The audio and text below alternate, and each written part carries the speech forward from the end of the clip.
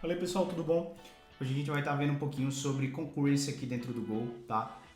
Muita gente usa Golang no back-end, acaba não tendo a oportunidade de entender um pouquinho melhor, ou até não utilizando muito no dia a dia. Essa questão, essa feature que o Go tem, de Go Routines, de Channel, de Waiting Group, e a gente vai estar vendo um pouquinho sobre isso, entendendo um pouco mais e vendo, claro, um pouco mais na prática, tá? Bom, como eu dei o exemplo de uma back-end, por exemplo, vamos estar simulando a Fetch API aqui. Então, Fetch User, por exemplo, eu vou dar um Fetch User, que ele vai me retornar o string. Então, a gente tem nosso usuário, Fetch User, e basicamente esse usuário, ele vai levar, vamos colocar aqui um tempo de 100 milissegundos, por exemplo. E a partir desse usuário, a gente vai estar recuperando a idade dele, então user string, só para exemplificar aqui, return 24, time.sleep, time.sleep, vamos colocar aqui um pouco mais do que o normal para a gente ver depois, user tag também, por exemplo, isso aqui vai ser um string, return go, vamos copiar isso aqui, vamos estar copiando isso daqui. E aí, basicamente, a gente tem o age e o user, então, user age, e a gente também vai estar pegando a tecnologia do usuário, né? Dessa forma aqui, a gente levou basicamente 100 milissegundos aqui, 150 milissegundos e 150 milissegundos. Como a gente sabe, aqui dentro do Go, então vamos printar, por exemplo, essas informações aqui dentro, age, tech também. Como a gente sabe, dentro aqui do Go, como essa função nossa main é síncrona, basicamente ele vai tomar aqui 400 milissegundos para executar isso daqui, né? Então a gente tem as nossas informações, vamos colocar o tempo aqui, para a gente dar uma olhadinha. Não. E vamos ver quanto tempo levou aqui para a gente executar. Então start, se eu estiver correto, a gente vai levar em torno de 400 milissegundos para poder executar, né, essa funcionalidade.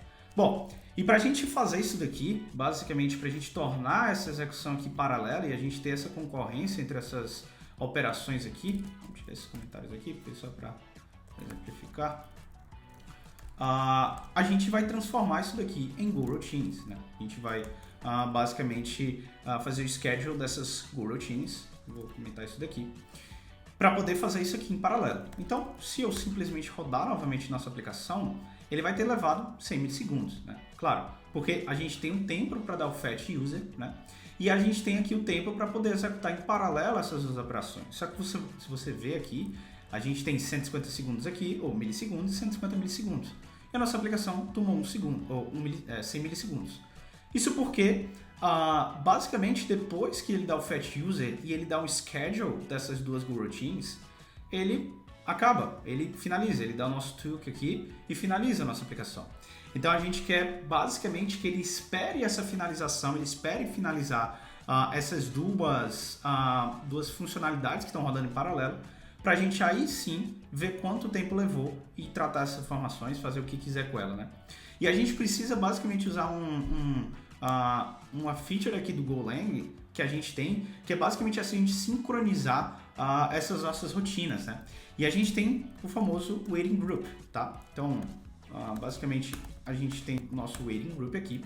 E esse Waiting Group, basicamente, a gente vai fazer um wrapper dessas nossas Go Routines aqui, para poder estar utilizando elas, tá? Então, aqui dentro do nosso Waiting Group, a gente vai adicionar, e eu vou dizer quantas, basicamente, routines eu quero ter aqui, para que ele verifique se elas já finalizaram, e quando elas finalizarem, a gente sair do bloco, tá? Então, eu vou mandar ele esperar, quando aí eu adicionei as duas, e quando ele finalizar essas duas, a gente vai sair desse bloco, né? Claro, eu preciso dizer quando eu quero que ele finalize, então eu vou passar como parâmetro aqui, e vou pegar o ponteiro dela, então Waiting Group, da mesma forma aqui embaixo.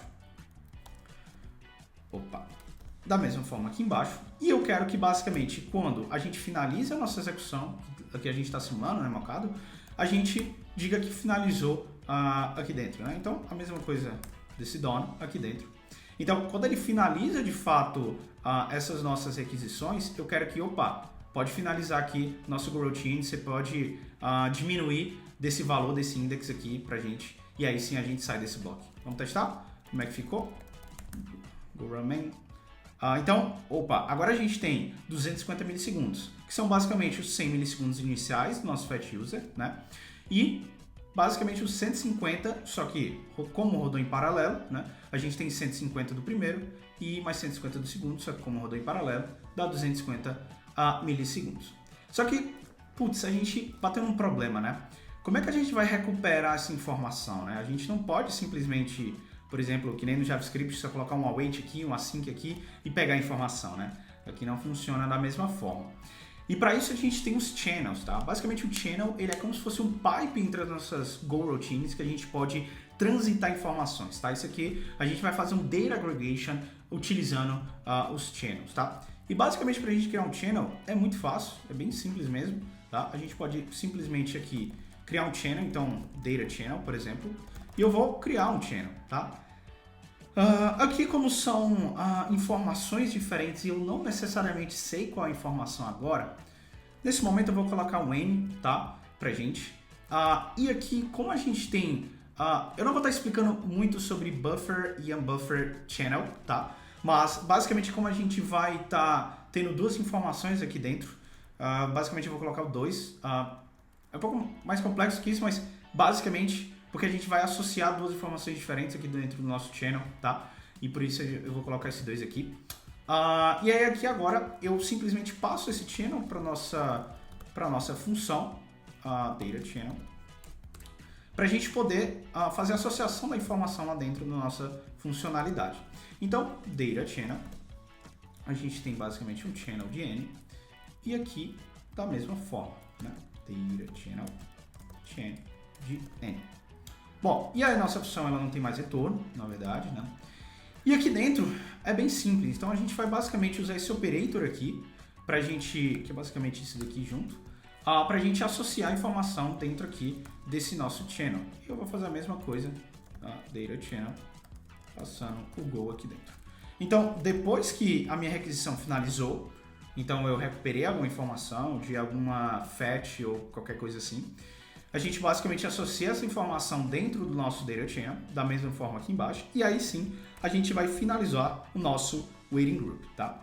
Bom, e agora, beleza, como é que a gente vai ter essa informação? Como é que a gente vai recuperar, né? Vou apagar isso daqui, e para a gente de fato fazer isso, a gente tem que basicamente a gente vai entrar num loop e ficar escutando essas informações dentro do nosso channel. Para fazer isso a gente vai fazer um range dentro do nosso channel, então a gente vai criar esse loop, então a cada vez que a gente receber uma nova informação dentro do nosso channel, eu vou basicamente dar um print L e vou mostrar aqui nossas informações, nosso data aqui, né? Data, ok. E aí, toda vez que a gente receber alguma informação aqui dentro, a gente vai estar basicamente mostrando. Vamos ver como é que vai acontecer isso daqui? Opa, beleza, a gente recebeu data go, data 24, só que, putz, a gente recebeu aqui que todas as rotinas estão basicamente dormindo, né? Então, deadlock. Claro, por quê? Porque de fato a gente abriu o nosso channel aqui, a gente está escutando, associou informações, e toda vez que a gente entra nesse loop, ele vai ficar infinitamente. A gente precisa fechar essa conexão para poder de fato cortar essa conexão e a gente poder finalizar isso daqui. Como é que a gente vai estar fazendo isso, né? A gente vai estar precisando criar uma nova goroutine, tá? E aqui, como eu vou estar fazendo essa function, essa routine aqui só para finalizar e para a gente estar podendo escutar, o que é que eu vou estar fazendo? Eu vou estar colocando o nosso waiting group aqui dentro, que ele vai esperar aqui dentro. Então eu já vou colocar em paralelo ela para ela ficar escutando. E vou associar mais uma função. Basicamente a gente tem esse operator de close e a gente simplesmente passa o nosso data channel como se fosse o set timeout, por exemplo, do JavaScript que a gente tem normalmente, tá? Finalizando aqui, então a gente fechando essa conexão e a gente, isso numa goroutine separada, e a gente tentar rodar novamente aqui, a gente vai ver que, opa, agora deu certo. Agora de fato a gente tem o nosso data go, data 24, e a gente tomou basicamente 250 milissegundos. Claro, né? No mundo real, a gente vai fazer algumas tratativas para entender o que a gente está recuperando dentro desse channel, não necessariamente mexer. Então, vamos lá. Vou fazer um exemplo. Por exemplo, né? Aqui a gente tem um retorno, por exemplo, de um inteiro aqui, né? E aqui de uma string. Então, como é que a gente faria, né? Por exemplo, eu posso simplesmente checar o tipo dessa nossa informação. Então, por exemplo, nosso data info, sei lá, data aqui, ok? E aí eu basicamente consigo checar o tipo da nossa informação. Então, esse data.int eu vou checar se ele é int. Então, se ele realmente for int, eu vou basicamente dizer, opa, eu sei que isso daqui é uma int, então eu vou basicamente dizer que quando é int, isso aqui é um int, né? E a gente retorna. Então eu posso fazer simplesmente a mesma coisa aqui para se for, por exemplo, uma string, e quando for string, eu sei que basicamente é a tag do nosso usuário, né? Então se eu rodar isso daqui agora, a gente vai ver que basicamente tag é go, age 24, e claro, isso daqui a gente pode associar para structs e melhorando cada vez mais essa nossa ideia de estar mexendo com essa validação dessa informação.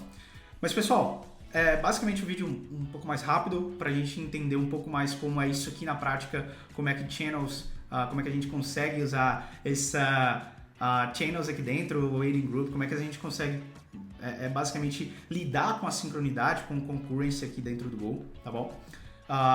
Por hoje é só, tá? Muito obrigado a todos. Tchau, tchau.